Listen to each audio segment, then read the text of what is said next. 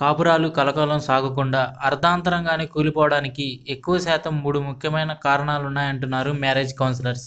మీ కాపురం సజావుగా సాగాలంటే ఈ 3 సమస్యలు మీ సంసారం లేకుండా చూసుకుంటే చాలు అని సలహా ఇస్తున్నారు. ఆధిపత్యం.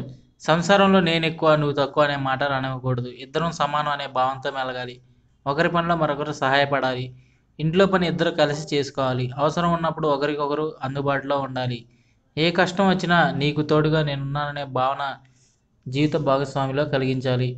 అలా ఎప్పుడైతే జరగదో అప్పుడే కాపురాల్లో కలహాలు మొదలవుతాయి. ఉదాహరణకి తనకి తన జీవిత భాగస్వామి నుంచి ఎటువంటి ప్రేమ, ఆదరణ దక్కనప్పుడు ఆ ప్రేమ, ఆదరణని తిరిగి తమ జీవిత భాగస్వామిపై ప్రదర్శించాలని మరొకరికి కూడా అనిపించదు. అదే కానీ జరిగితే ఇక ఆ కాపురంలో కలహాలు తప్ప ఇంకేముండవు అంటున్నారు ఎక్స్పర్ట్స్. నిర్లక్ష్యం తగదు. చాలామంది మ్యారేజ్ అయిన కొన్నేళ్ల తర్వాత జీవిత భాగస్వామితో తక్కువ కాలం గడుపుతూ తమ ఫ్రెండ్స్తో ఎక్కువ కాలం గడపడానికి ఇష్టపడతారు. సరిగ్గా అదే సమయంలో వారి జీవిత భాగస్వామి ఒంటరితనానికి, అభద్రతా భావానికి గురవుతున్నారనే విషయం మర్చిపోతారు.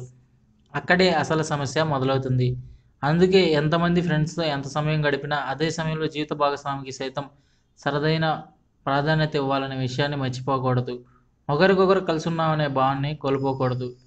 పరస్పర గౌరవం. దంపతులిద్దరూ ఒకరినొకరు పరస్పరం గౌరవించుకోవాలి. ఒకరి అభిప్రాయాలకు మరొకరు విలువ ఇవ్వాలి. ప్రతిసారి నా అభిప్రాయమే చెల్లాలి అని దంపతులిద్దరిలో ఎవరనుకున్నా అది ఏదో ఒక రోజు కాపురాన్ని కూల్చే పరిస్థితులకి దారితీస్తుంది. జీవిత భాగస్వామి నుంచి లభించని గౌరవం, ఆదరణ, పరస్పర సహకారం మరొకరి తీవ్ర అసంతృప్తిని మిగిల్చే ప్రమాదం ఉంది. అదే కానీ జరిగితే ఏదో ఒక రోజు అదే అసంతృప్తి లావాలా బద్దలై కాపురాన్ని కొలదొలుస్తుంది. మరిన్ని తాజా అప్డేట్స్ కోసం ఈ ఛానల్ను సబ్స్క్రైబ్ చేసుకోండి.